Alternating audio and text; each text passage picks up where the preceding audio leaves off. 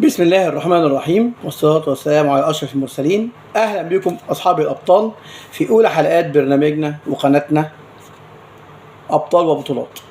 فكرة القناة والصفحة في بساطة إن احنا هنتكلم عن كل الأبطال في كل البطولات كرة القدم المحلية والعالمية. هنتكلم عن الدوري المصري ونحلل فيه بحيادية، وإن شاء الله يعني تتبادل الآراء مع بعضينا، وحضراتكم تفاعلكم معنا على الصفحة وعلى القناة وعلى التيك توك إن شاء الله هيثبت لنا مدى فعالية الناس، وإن شاء الله رضاهم عن القناة. وإن شاء الله القناة هيبقى فيها رعايات، هيبقى فيها هدايا، هيبقى فيها مسابقات. فكرة القناة مش بس بنتكلم عن كرة القدم الحقيقية، احنا ممكن كمان هنتكلم عن كرة القدم الإلكترونية اللي هي على بلاي ستيشن، كمبيوتر، موبايل.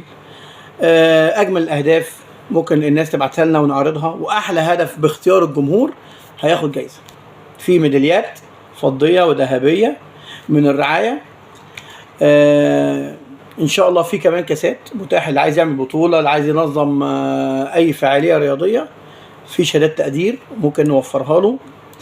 وعن طريق القناة احنا ممكن نجيب لك تخفيض، يعني انت لو حبيت تعمل اي ايفنت، اي بطولة، دورة رمضانية، دورة كورة، دورة أنشطة في المدرسة، في الجامعة، في اي مكان، عن طريق القناة هتاخد توصية وهتاخد تخفيضات على التيشيرتات مثلا لو حبيت تطبع حاجة، على الكاسات، على الميداليات، على شهادات التقدير، على جوائز الافضل، افضل حارس، افضل لاعب، افضل اخلاق، افضل مدرب.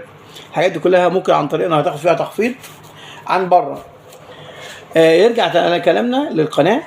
ان شاء الله احنا هنتكلم عن الدوري المصري بدايه، وعلى فكره متاح كمان الدرع الدوري المصري لو حد حب يجيبه ويحطه في بطوله او يحتفظ بيه في بيته، احنا ممكن كمان نوفره له بسعر احسن من بره كمان. طبعا الدوري المصري طبعا اليومين دول دوري مختلف تماما، يعني احنا نقدر نقول ان الدوري السنه دي غير.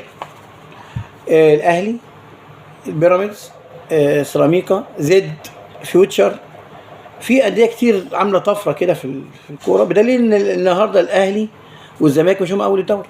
يعني الزمالك عنده تعادلين، طبعا فيهم تعادل بتاع المقاولين فيه حاجه لغط وكلام كتير، طبعا هنتكلم فيه لما نيجي نبتدي نحلل.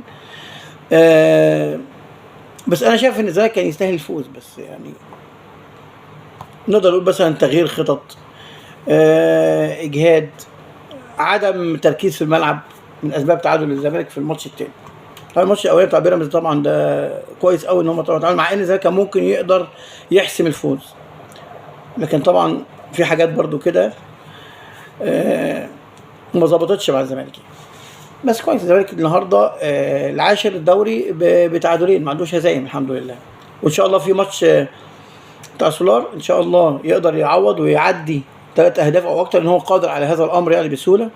يقدر ان شاء الله يتخطى الدور التمهيدي في الكونفدراليه ويطلع مجموعات، وان شاء الله يعمل شغل جامد جدا في البطوله. وانا يعني ارشح الزمالك هو ياخد اول بطوله، هو فيوتشر مثلا ممكن يلعبوا النهائي باذن الله تعالى.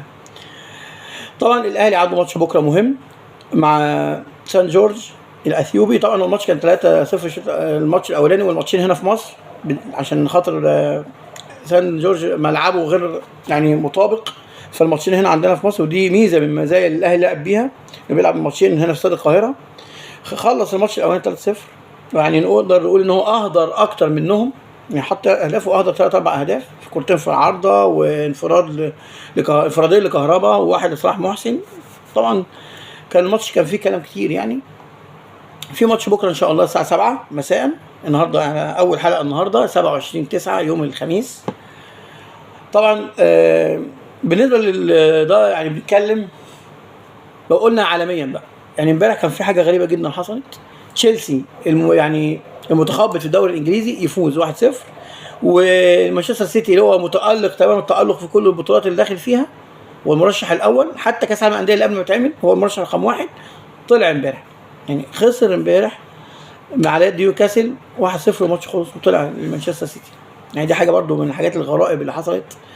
بس احنا نقدر نقول يعني عشان ما اطولش على حضراتكم في مقدمه القناه، ان اذا ان شاء الله القناه بتاعتنا هتحاول ان نتناول كل الامور الرياضيه ونتكلم عن كل البطولات اللي احنا يعني نحب نتكلم فيها مع حضراتكم، حتى الالكترونيه زي لعبه فيفا. هننظم بطوله لفيفا وننظم بطوله لاي فوتبول اللي هي كانت بيس زمان، ان شاء الله هننظم بطوله، والافضل فيها على كل منصه. يعني مثلا على الموبايل مثلا نعمل بطوله، على الكمبيوتر نعمل بطوله، على البلاي ستيشن نعمل بطوله لكل الاعضاء اللي معانا في القناه والصفحه. واللي عايز يشترك يعني يقدم نفسه هنعمل البطوله. وطبعا ان شاء الله في جوائز قيمه للناس اللي فاز، كاس وافضل لاعب وحاجات حلوه كتير ان شاء الله هتعجبكم. بس احنا بس عايزين معاكم تفاعل. ان كنت على الفيسبوك اعمل لنا اشتراك وشير ولايك. ان كنت على اليوتيوب اضغط على زر الجرس واشترك معانا وتابع ان شاء الله فيديوهاتنا، وان شاء الله هتعجبك باذن الله تعالى. كان معاكم احمد زيكو في اول حلقاتنا في قناتنا ابطال وبطولات. نشوفكم على خير ان شاء الله.